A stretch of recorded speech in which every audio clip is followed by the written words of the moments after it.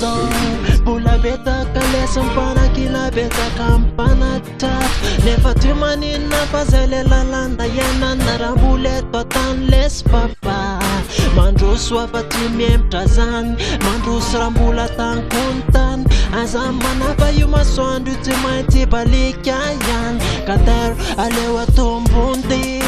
aleo androso ty revo ty fa mbola miezaka foana hoa mitady an'izay masosa matsara mba miezaka mitady zay hoanja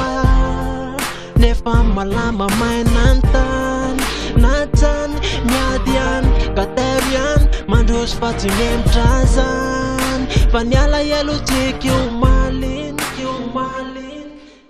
aleo androso ty revo ty fa mbola miezaka foana hoa mitady an'izay masosa matsara mba miezaka mitady zay hoanja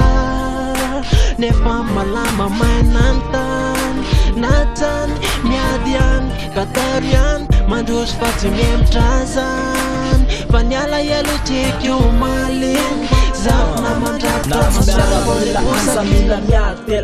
mila miady tela malama mainany tany tsy maintsy hoe misy kompa mila pokynela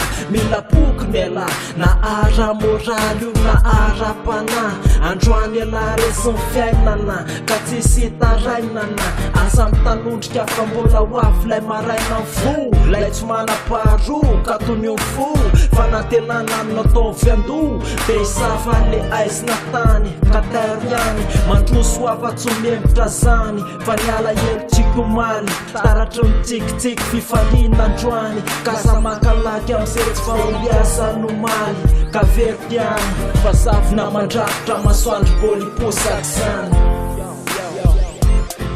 aleo androso ty revo ty fa mbola miezaka foana hoa mitady an'izay masosa matsara mba miezaka mitady zay hoanja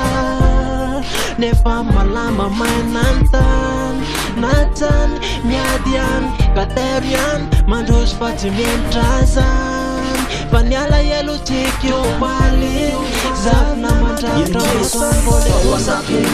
maso de lasa aizina le azavana lasa tsika mamiefiry le hafanana zay voatsapaky fa sarotra amin'aina miala tsiny ankehitriny raha mitaraina nefa tsy sasatra misaotra le raha eo ambony na eo aza mifalemena zay tsy metony nefa sofa teo le masoandro ny tantana anty na me azavana le aizina nandrakotra anty lalana ny sorana zay feno asosorana amin'ny fiainana lesy misy mifalemena de misy mifaresena fiainana tsy mandeha mora ekena nefa ny omaly tsy hoanio ary ny anio tsy omaly ka mila miezaka trany zay tady tio mila miezaka trany zay tady tio